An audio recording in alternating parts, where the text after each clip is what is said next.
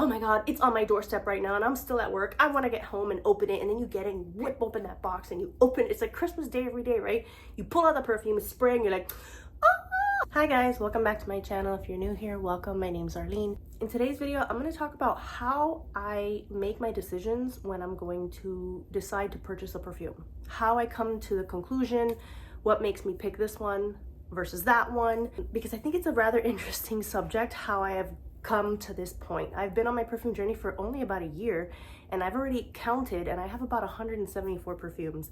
Now, mind you, there have been some that I've already decluttered, and I do have a declutter video coming up soon. I'll probably talk about actually one of them on this video today, because I've actually wanted to keep it flowing.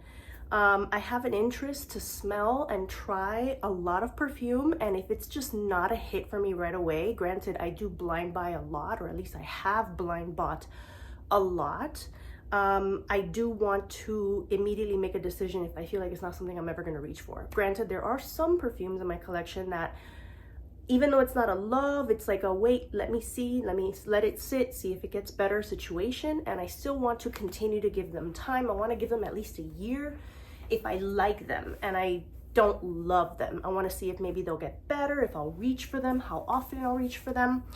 And then there are some that are an immediate love right off the bat that I know I'm never going to get rid of, and I even have backup bottles for, and I want to do a video about backup bottles as well. But I also wanted to give you a quick little short life update video. Today I'm actually crunched for time, so this is not going to be a very long video because I do have to go to a diagnostic test that I have scheduled. Yes, I have to go get an MRI, which sucks because I'm a little claustrophobic, but let's see how that goes. And I want to talk about also the memory association that your brain does with scents. I don't want a perfume to be in my memory of me laying in an MRI table, like in a small confined space, not enjoying myself. So I have a perfume here that I tend to feel that I either go nose blind to it or it needs more time to sit. And this is Jimmy Choo Illicit. I've had this in my collection for several months. This dent was made today because I wore it at work today. Granted, I went to work, I left early, and I'm gonna go to my test in a little while, like about half an hour, I have to leave. I didn't want to associate a scent with today's experience. So I wore something that I think maybe it's me that goes nose blind, because when I spray it, I do smell something, and then like within a minute, I don't smell it anymore. So maybe at least I'll smell good to other people, but not to myself. If I sound a little bit like nasal today, it's because I do have a little bit of a head cold. I'm not terrible, but I'm sneezing, my nose is runny, so that's that. But I want to smell good to others. I want to smell good in general. I want to make use of my giant perfume collection, but I don't want a scent that I'm going to be like, oh, this perfume will forever now remind me of that time. So I also wanted to tell you another quick life story, real quick, now that we're talking about the subject. I ended up decluttering, and I already sold on my Mercari account my Ariana Grande Cloud Intense. Some of you who follow me may already know from a previous video. That is the perfume that I never really loved it. I'm not a fan of the whole Baccarat Rouge line scent DNA profile kind of smell. I was trying to see if I can get into it. Maybe I would like it better if I got the Cloud Intense, which they said smelled a little bit nicer. Never really liked it. It sat in my collection for months. I kind of kept it as my bad day perfume because I kind of could foresee a bad day that was going to come. And by bad day, I mean my grandmother. She was very elderly and she was not doing well. And I'm like, one day it's gonna happen, you know. And she passed away. The day came and there's a funeral and you're gonna see family members and relatives, and I'm like, do I just not wear anything that day? Like, just shower, smell like soap. But I'm like, I have such a huge collection, I might as well put something on, and I don't want to associate it with that. So I wore that when I went to visit her at the hospital every time. I wore that when, you know, during her funeral, and after she passed, it's been about a little over a month. I can't believe has it been over a month? No, September 29th is when it happened, and not a month. It's been about 3 weeks.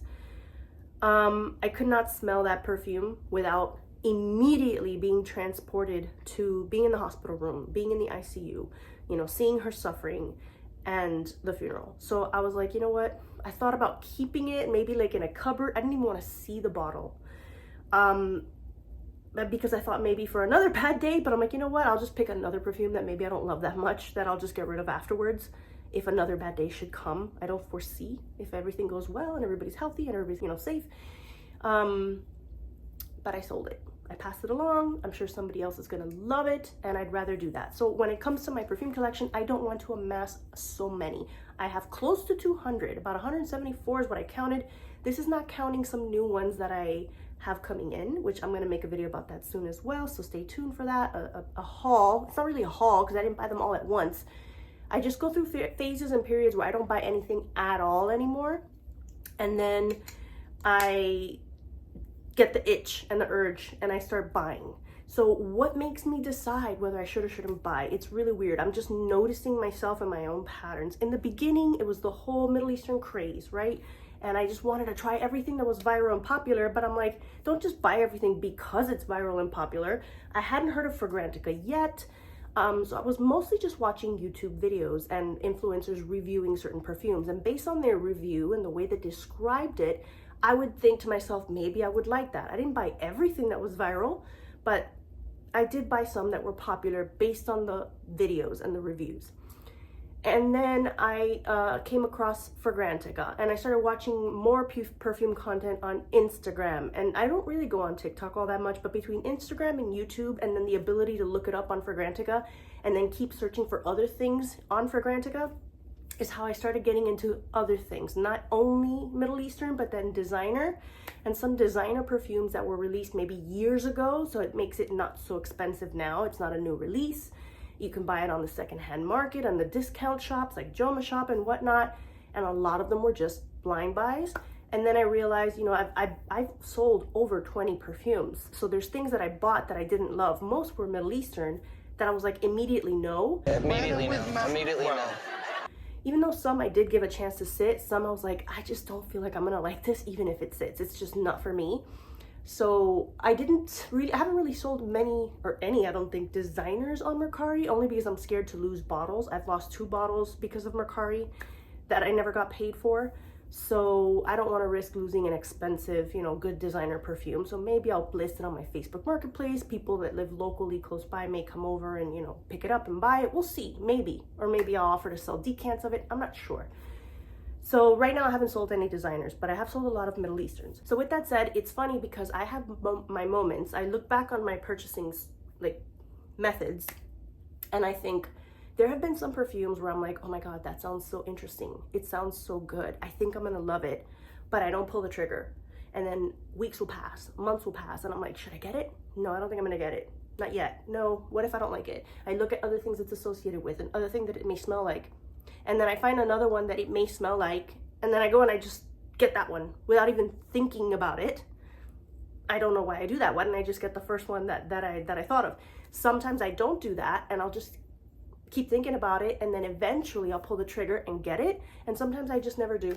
Like if I feel that it's like no longer on my mind, I'm no longer that interested, so I'm just gonna let it go. And I never purchase something that was like super in my mind, because I don't want to just be influenced, right? I want to try to buy things that I love. But how do you know if you're gonna love something based on notes?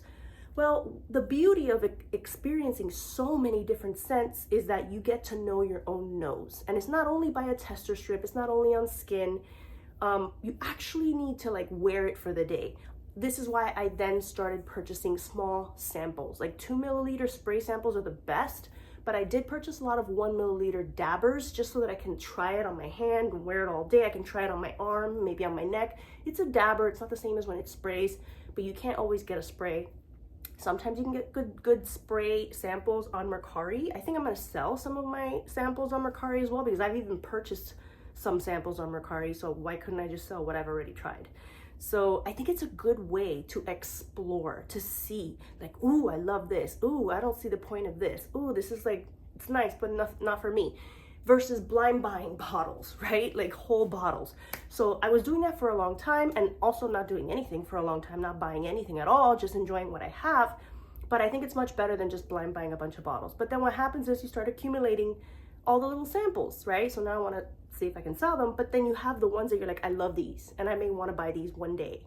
So then I'll pull the trigger perhaps, or I don't pull the trigger, and if it's a designer or a niche, and because I found a dupe for it. So with that said, I want to go over in another video, because I don't feel like I'm gonna have the time to go over it today, but I started buying a couple of the Dupe brand. This is one that I blind bought. I never tried a sample of it because someone in my comment section said if you really like, you know, vanilla and that warm sort of like scent profile with violet, you would really love BDK's Vanille Leather, I think it's called. And I'm like, BDK is pricey. And I tried looking for a sample and it was very hard. Some of these little 2 milliliter samples, they're selling for like $15-$20 because it's an expensive niche brand. So I tried looking for a Middle Eastern dupe like I did with my Berlinetta. Here I have Berlinetta, which I adore. I love this perfume. And somebody had commented also on one of my videos that she ordered it and she just got it and she's like, wow, this is like the Sugar Plum Fairy came to town in like a leather catsuit with a wool trench coat. I'm like, yes. It's like, it's almost like artificial candy fruit sweetness with like that sexy leather mahogany wood kind of in the undertone. And I just wasn't sure, since this is Maison Alhambra and it has to sit and maybe it might change. Does it really smell like Bibliothèque from Byredo, which is what it's supposed to dupe? So I just pulled the trigger and I went to the Dua website and I ordered the library. This is by Dua the library because I wanted to compare them to see if this was a good dupe. Because if this is a good dupe, which I hear a lot of good things about this house, I never wanted to order from them because I don't love the bottles. I'm a person that loves ornate, beautiful, fancy, pretty bottles, and all these bottles look the same. They just have a different looking sticker, which is fine for a dupe house like Ocha and like Dossier. I get it that that's what they do, but I wanted to confirm, is this really what Bibliothèque smells like? Because I had not been able to get my nose on the actual OG, and they do smell exactly the same. So now I just have more product of the same perfume, which I'm okay with. It's kind of like a backup. I keep this in my purse every day for if I'm in the mood, if I'm like craving it, I just sniff it or I spray some on my hand and smell it. And this usually for the most part stays home. I will put it on the day that I plan to wear it as my perfume of the day. And then maybe just carry this little guy around. These are small, these are like 1.1 fluid ounce, 34 milliliters. So I'll go through this relatively quickly. But anyway, back to BDK Vanille Leather. Because I was on the Dua website and you have to order a certain amount to ship, and I was so curious to see what that's, by the way, these caps are kind of like not the best. Like I feel like it comes in and on and off very easily, but whatever. I had to get a few in order to be able to get the free shipping. So I went ahead and found Leathered Vanille. Leathered Vanille is the dupe for BDK Vanilla Leather. Now, I don't have vanilla leather, but I fell so in love with this. This is so freaking delicious to me, okay? For me. I'm not trying to influence you. I'm not trying to tell you what to buy. That's another thing that I want to make sure you guys are aware. I don't want to sell anybody on anything. I'm not a fan of financial irresponsibility, so I would never advocate for it. Now, I have not gotten into any credit card debt with the expenditure that I've made. I don't go out. I don't go out to eat. I don't go out to drink. I don't have a hobby. I don't spend very much money other than just paying my bills. So for me, this is my hobby. This is my joy. My bills are paid. I don't have credit card debt. Could I be saving more money if I wasn't spending? Yes. And that's the next thing that I'm going to try to do now. I'm going to try to like not buy. But I have already made some purchases, which I'll talk about in the next video. I want to talk about that for sure. The next video, stay tuned for the next video. I'm going to talk about my haul. Not really a haul, but one purchase after the next in a short amount of time. And that's it. I'm stopping. I'm done. Like, that's it. But with that said, this perfume, I adore it. I feel like some people may say it's too light. You can barely pick it up. I get it. I feel like I oversprayed a lot. This is one day's wear. Look at how much I've used. Because I love, sorry, my nose is a little bit runny, so forgive me. I have to use my toilet paper. Sorry, back to the video. Sorry about that. I used a lot of it because it smells so good to me. And there was moments where I'm like, I feel like I spray it and I smell it, and then I'm like, I don't smell it. It's like, where is it? And then I'm just working, doing my thing, and all of a sudden I'm like, oh, there it is again. Like, it just shows up.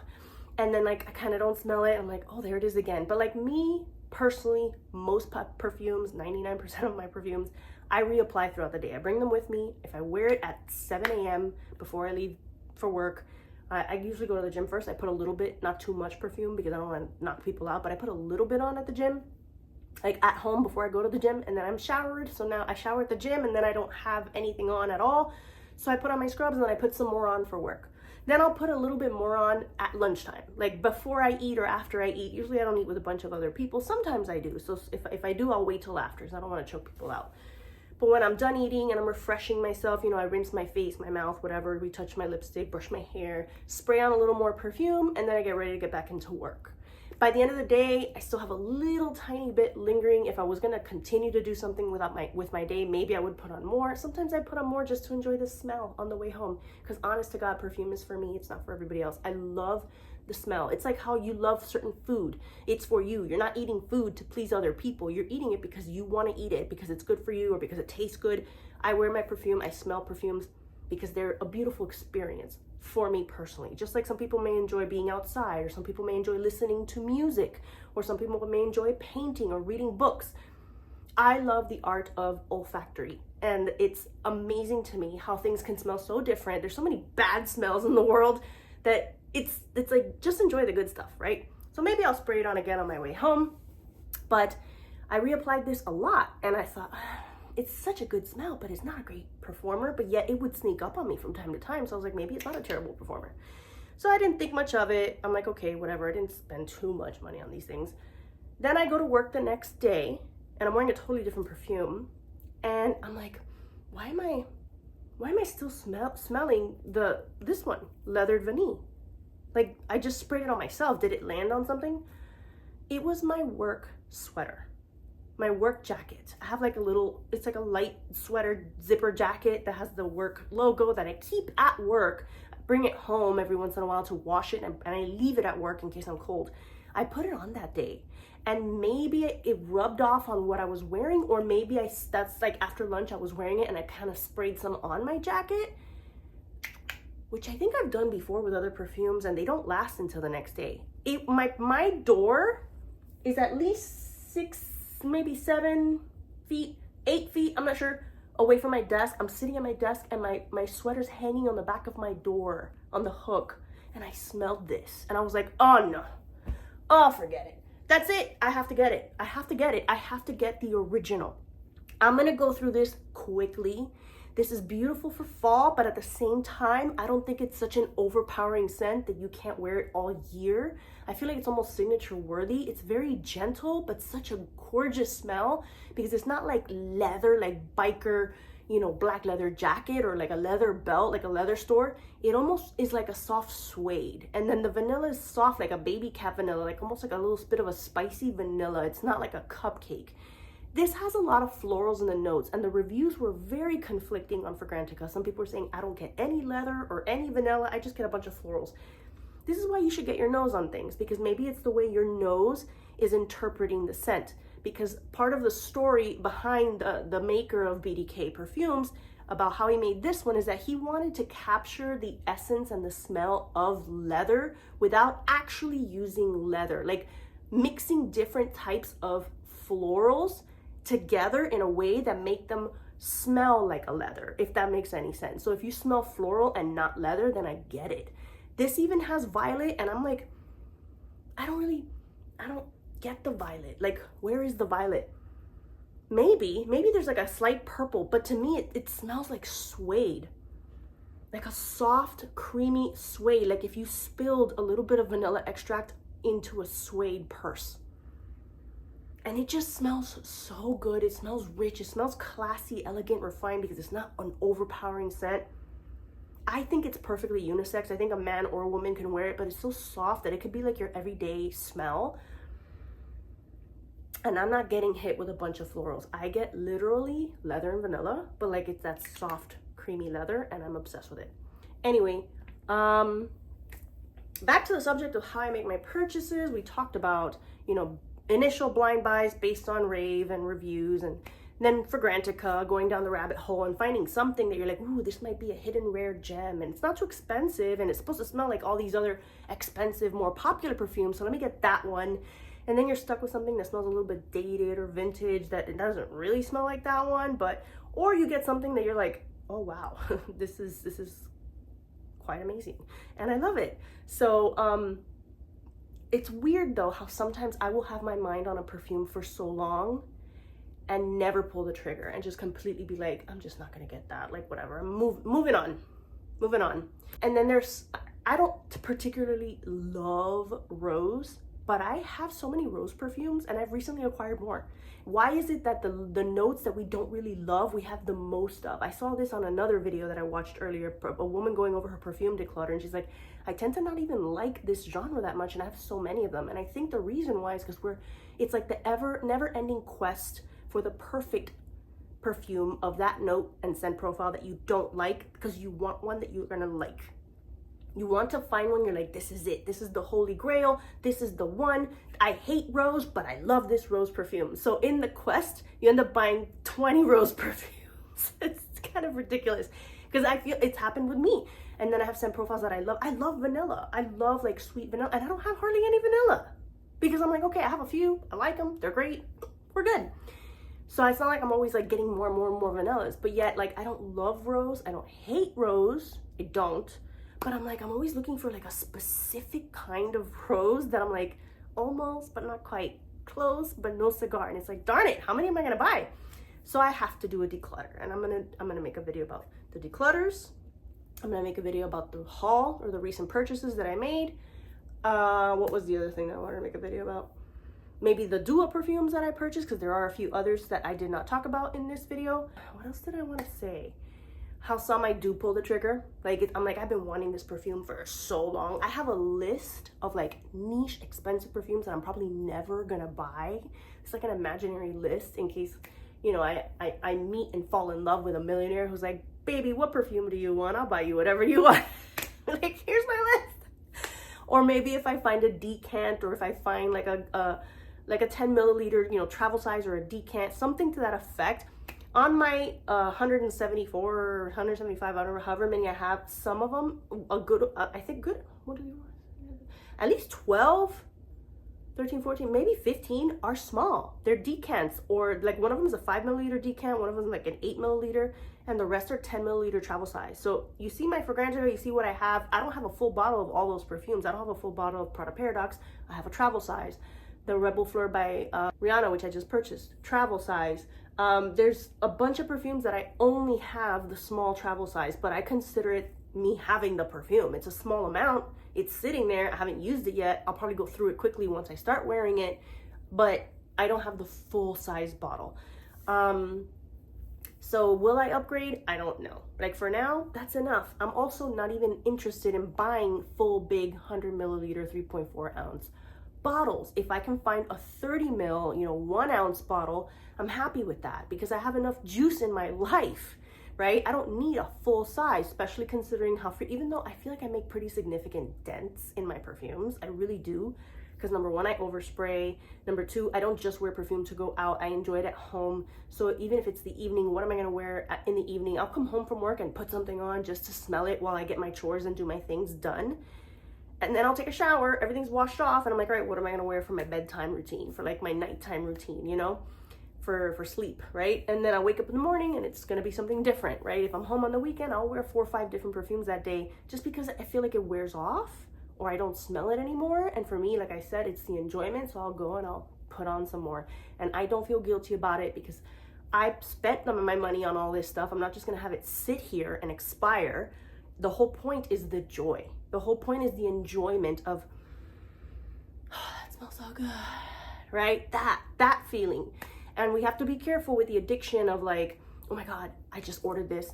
Tracking, check the tracking. When is it gonna arrive? You know, oh my God, it's on my doorstep right now and I'm still at work. I wanna get home and open it. And then you get it and whip open that box and you open it. It's like Christmas Day every day, right? You pull out the perfume, it's spraying, you're like, or you're like, ooh, like it's you don't know what the experience is gonna be when you get it. So I feel like it can easily turn into an addiction where it's kind of like gambling, right? Let me put 1 more quarter and let's see what happens, right? You don't know what the experience will be like. But it's funny how, you know, we look at good things like it's not an addiction because it's good for you. Like going to the gym 5 days a week is not an addiction. You know, going to work 5 days a week is not an addiction because it's good. You have to do it. You got to make money, you know. But like, I feel like if you're not hurting others and you're not hurting yourself, it's not an addiction. Like, it's just a hobby, right? So like if I was hurting myself by getting deep into credit card debt or never being able to save anything, which that's, to me, that I'm like, I have to be careful because I feel like I'm spending my disposable income and I shouldn't be. I should be saving it. I do have some savings and I do have some investments, but I should be saving and investing more, which is why I want to control myself. I'm trying to check myself. By the way, this is future Arlene because I'm rewatching the video from earlier today, and I just wanted to make a quick disclaimer, even though I feel like I don't really need to explain this to anybody. But in case people who know me watch my channel and are gonna judge, disposable income. I don't budget for fun. I don't budget for miscellaneous. I don't budget for meaning like when I do my budget, this is my income, these are my expenses. There's no category that I set aside a certain amount for me to enjoy myself, which is supposed to be part of a budget, right? You have your mortgage or your rent, you have your utilities, you have your groceries, you have your car payment, you have your gas, and then there should be like arts, entertainment, dining out. You know, you have to have something, because as a human being, life cannot just be work and pay bills and sit at home. You have to be able to enjoy yourself. Like I said, I hardly ever eat out. I eat my own food that I cook at home with the groceries that I buy, or whatever my mom cooks as well. I don't go to a nice restaurant and spend, you know, $150 or $50 or however much on a nice meal for myself with a glass of wine. I don't drink alcohol, so I don't buy alcohol. I mean, I do. I'm not like not gonna drink anything at all. My point is, I don't spend on anything.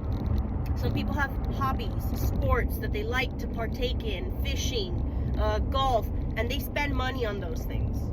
So when I say my disposable income, it doesn't mean that I'm like, swimming in the dough, I got all this extra cash lying around. No, it just means that little bit of money that I have left over, I could save it and not enjoy myself at all, or I could enjoy some perfume every once in a while. That's all I wanted to say about that. Carry on with the video. But if you're just conscious and responsible with your buying patterns, your buying habits, look at the notes, check if it's something that you tend to like or not like. What are you in the mood for? What are you looking for? There's seasonal perfumes too. I have some that I'm not touching because there's springtime, there's summertime. And then right now I'm in the fall. I want the patchouli and I want the amber and I want the deep rich vanillas, the spicy vanillas, the, you know, Christmas spice sort of scented things, the jammy rose, right? Like the deep dark vampy. It's the time of year. Given I'm in Florida, it's still hot outside and there's still palm trees that are green. It's more like the mental space of the season.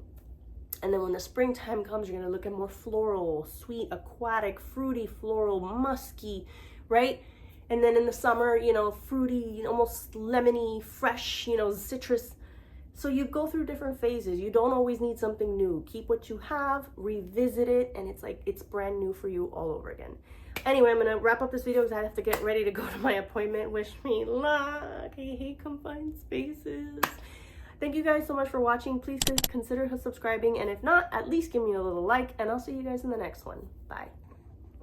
Hi guys, this is future Arlene coming in to say that I just got out of the MRI. I had to have contrast, which is why I have this thing here.